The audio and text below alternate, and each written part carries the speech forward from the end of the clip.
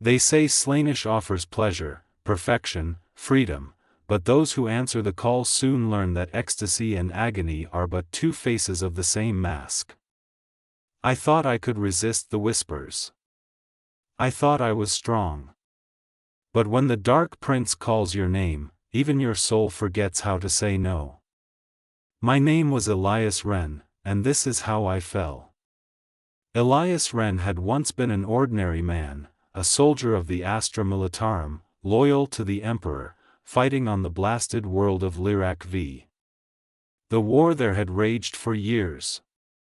The chaos warbands that infested the planet were relentless, their numbers endless, their faith unshakable. Every night Elias watched his comrades die, some screaming, some silent, most forgotten. The smell of burning flesh and oil had become part of the air itself. The rations tasted of rust, and the prayers to the Emperor began to feel hollow. He remembered one night, huddled in a trench beneath a violet sky. The shells had stopped falling, and for the first time in months, there was silence. But it wasn't peaceful. It was alive. A soft voice brushed the edge of his thoughts. You deserve more than this, Elias. You deserve to be seen. To be heard. He froze, looking around, but there was only the whispering wind and the faint glimmer of the warp-tainted sky. Just fatigue, he told himself. Just exhaustion. But that night, when he closed his eyes, he dreamt of a world unlike any he had seen, filled with beauty beyond comprehension. Rivers of light, skies of silk, and laughter so pure it made his heart ache. And at the center stood a figure, radiant and alluring, both male and female, clothed in shimmering light. Elias, the figure said, don't you want to feel alive?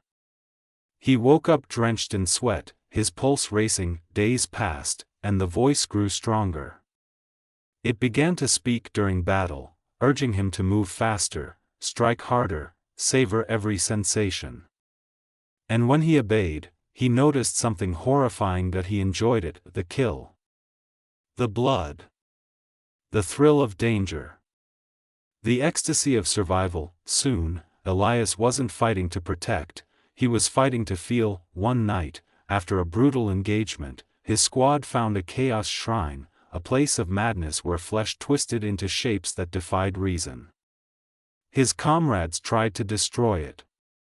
But Elias couldn't look away. At the heart of the shrine, a mirror of polished bone reflected not his face, but a version of him perfected, beautiful, flawless, and when that reflection smiled, Elias reached out, the mirror shattered, and so did his mind. When Elias awoke, the war was over, or so it seemed. He was alone in a world drenched in color and song. The air shimmered with scents and sounds that filled him with warmth. He felt weightless, perfect. His wounds were gone, his armor gleamed. Welcome, my beautiful child, a voice whispered. Slaanesh appeared before him, not as a monster, but as everything he had ever desired. Every longing he'd ever buried took shape in that voice. It promised him release, love, freedom, and he accepted. At first, it was bliss.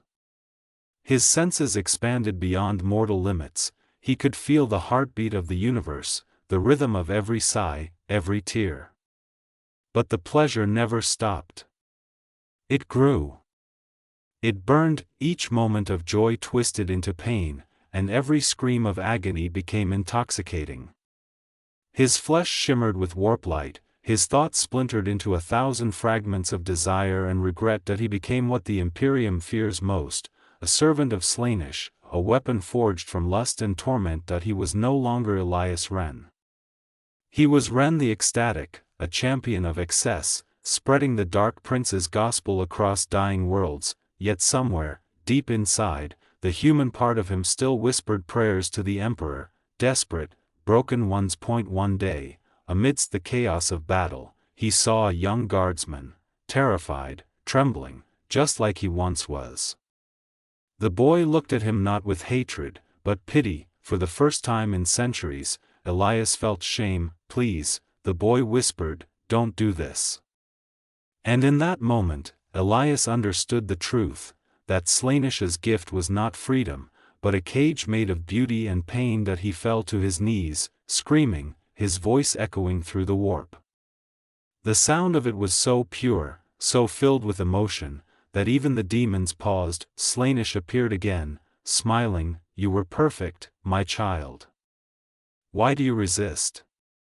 Tears of blood streamed down Elias's face, "Because I remember what it means to be human." The Dark Prince's laughter shook the stars, and then, silence. No one knows what became of Elias Renn. Some say his soul still drifts between worlds, neither damned nor saved, a warning to those who would listen to the whispers of chaos, pleasure, perfection, freedom. In the grim darkness of the far future, there is no peace, no salvation, only temptation. And sometimes, the most dangerous voice is the one that sounds like your own.